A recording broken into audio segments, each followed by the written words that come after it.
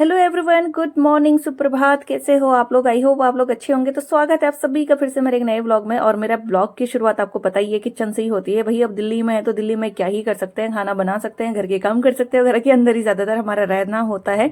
तो आज मैं सुबह सुबह बना रही थी भरी रोटी, जो कि मैंने कल गाँव की दाल बनाई थी और उसमें से मैंने आधा मसाला उसका निकाल दिया था, दाल निकाल ली थी, मतलब कि मुझे भरी रोटी बनानी थी। लेकिन रात को मेरी तबीयत खराब हो गई थी तो मैंने सोचा यार अब तो क्या कर सकते हैं, सुबह ही बना सकते हैं। फिर मैंने सुबह उठ के फ्रेश होके सारा काम, मतलब नहा धो के जो भी होता है, आ गई थी किचन में और मैंने पीसने लग गई थी सिलबट्टे में। हम लोग ना मिक्सी में नहीं पीसते हैं, अगर आप सिलबट्टे में पीसोगे ना तो ज्यादा अच्छा जो मसाला उसका होता है, मशरू बोलते हैं उसे, तो वो ज्यादा ना अच्छा बनता है। अगर आप मिक्सी में पीसती हो तो वो ज्यादा ही पितपिता हो जाता है। तो अगर ज्यादा पितपिता होता है ना तो वो भरी रोटी उसकी अच्छी नहीं बन पाती है।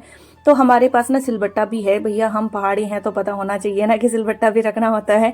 तो मूले की खिचड़ी, आलू की खिचड़ी, सारी चीजें इसी सिलबट्टे से बनती है। तो मैंने फाइनली ये पीस के ना रख दिया था। और सिलबट्टा बहुत भारी है तो मैंने कई बार मैं नीचे ही बैठ के इसको पीसती हूँ, लेकिन आज जल्दी था क्योंकि पापा भी कुंभ नहा के आ चुके थे, साथ में कोई और भी आया हुआ था।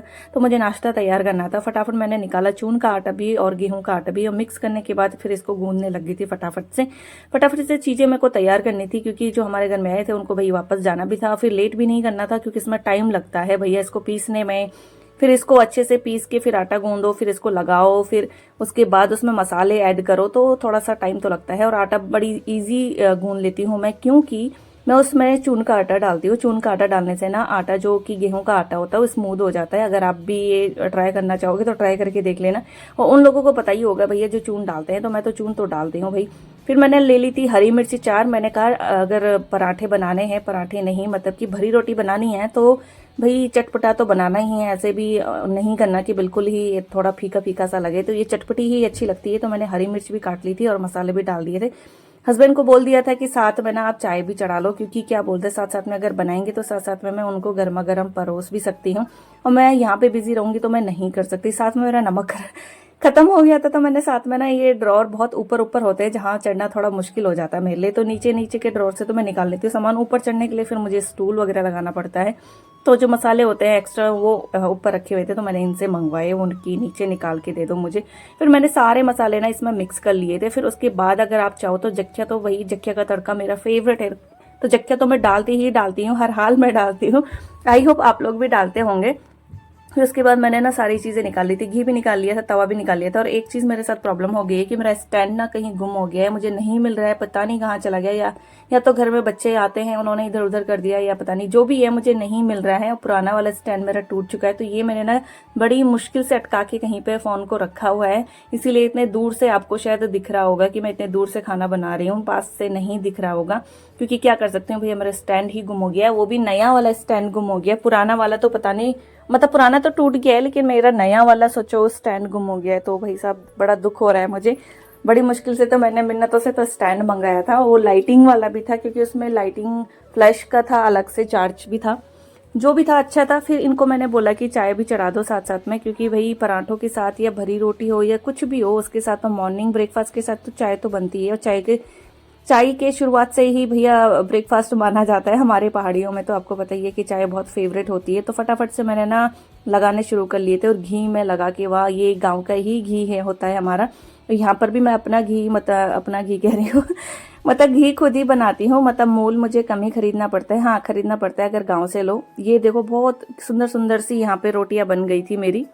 हे एवरीवन, गुड आफ्टरनून। तो कैसे हो आप लोग? और अभी गुड आफ्टरनून हो रहा है, तो मैं जा रही हूँ साईं बाबा मंदिर। बहुत टाइम बाद जा रही हूँ, बहुत टाइम से मैं नहीं गई। और बाहर ना बच्चे खेल रहे हैं तो शोर बहुत ज्यादा आएगा अभी आप लोगों को। तो अभी फिलहाल घर पे कोई नहीं है, हस्बैंड भी ऑफिस है, और अभी फिलहाल मतलब कोई नहीं है, तो इसलिए मैं आज जा रही हूँ। आज मैं फ्री हूँ तो फ्री टाइम के साथ जा रही हूँ बाहर। तो बाहर दिखाती हूँ आपको। अंकल सो रहे हैं, बच्चे क्रिकेट खेल रहे हैं। बाहर तो फिलहाल धूप ही है। और चलो दिखाती हूँ आज आपको भी साईं बाबा के दर्शन कराती हूँ, क्योंकि मैं जाती रहती हूँ। तो नहीं मतलब मैं जाती रहती थी, लेकिन अब नहीं जा पाती हूँ, काफी टाइम से मैं नहीं गई, मौका नहीं मिला। तो चलते हैं। और सोच रही थी ठंडे वाले कपड़े पहनूं, लेकिन हाँ अभी भी गर्मी, मतलब ठंड है, हल्की हल्की सी ठंड तो लग रही है, ऐसा नहीं है कि हम नहीं पहन सकते। तो बने रहे आप लोग कंटिन्यू ब्लॉग में। यहाँ से ना सफर शुरू हो चुका था, तो हम लोग जा रहे थे बस में, और आज बस में ना बिल्कुल भी भीड़ नहीं थी, तो ये देख के थोड़ा संतुष्टि मिली, क्योंकि नहीं तो बस में बहुत भीड़ होती है। और मैं और दीदी जा रहे थे साईं बाबा मंदिर, और बहुत टाइम के बाद हम लोग गए, और बस आते टाइम भी हमारी भीड़ नहीं मिली और जाते टाइम भी भीड़ नहीं मिली। तो यहाँ पे क्या है ना कि कल शिवरात्रि है, तो शिवरात्रि के लिए सज रहा है साईं बाबा मंदिर। जय हो साईं बाबा नाथ की। और ये है भोले बाबा जी। तो यहाँ पे सभी चीज़ों के लिए ना कल की तैयारी हो रही थी, तो इसीलिए आज मंदिर में लोग भी कम आना जाना था, और डेकोरेशन बहुत चल रहा था यहाँ पे। जगह जगह आप देख सकते हो डेकोरेशन चल रहा था। और यहाँ पे वीडियो बनाना अलाउड नहीं करते ना, तो मेरे को टेंशन हो रही थी कहीं कि वीडियो बनाने के लिए मना ना कर ले, तो मैंने ज़्यादा ना वीडियो शूट भी नहीं किया।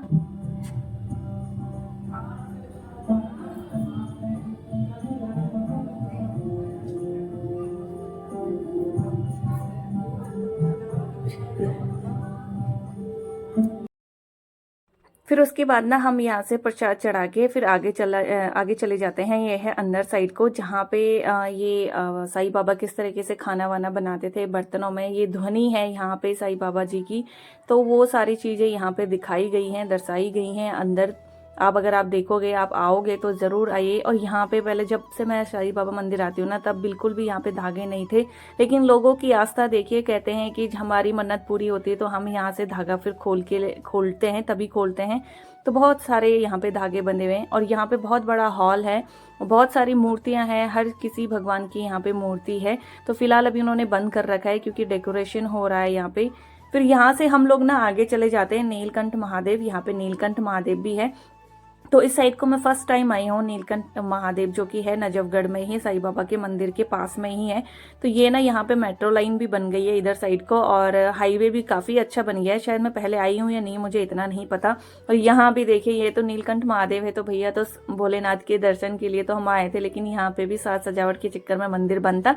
लेकिन फिर भी हमने कहा कि हमें ना थोड़ा सा अंदर जाने दीजिए, तो हम लोग अंदर आ ही गए थे। ये देखिए गुलदस्ते, इतने प्यारे प्यारे गुलदस्ते लग रहे थे ना, मन कर रहा था कि चलो घर ले चलते हैं। तो ये डेकोरेशन के लिए ना यहाँ पे लोग तैयारी कर रहे थे बहुत अच्छे से। फाइनली मैं आ गई हूँ मंदिर से घूम के, और आज मंगलवार है, वीरवार नहीं है। ज़्यादातर वीरवार को वहाँ पे बहुत ज़्यादा भीड़ होती है, बहुत ज़्यादा क्राउड होता है, लेकिन फिर भी आज भी उतना नहीं था। लेकिन कल शिवरात्रि है ना, तो शिवरात्रि के लिए वहाँ पे बहुत सारा क्या बोल रहे हैं, बहुत सारा मतलब साज सजावट हो रही है। और आपको आगे ब्लॉग में दिख ही जाएगा कितना हो रहा है कितना नहीं हो रहा है।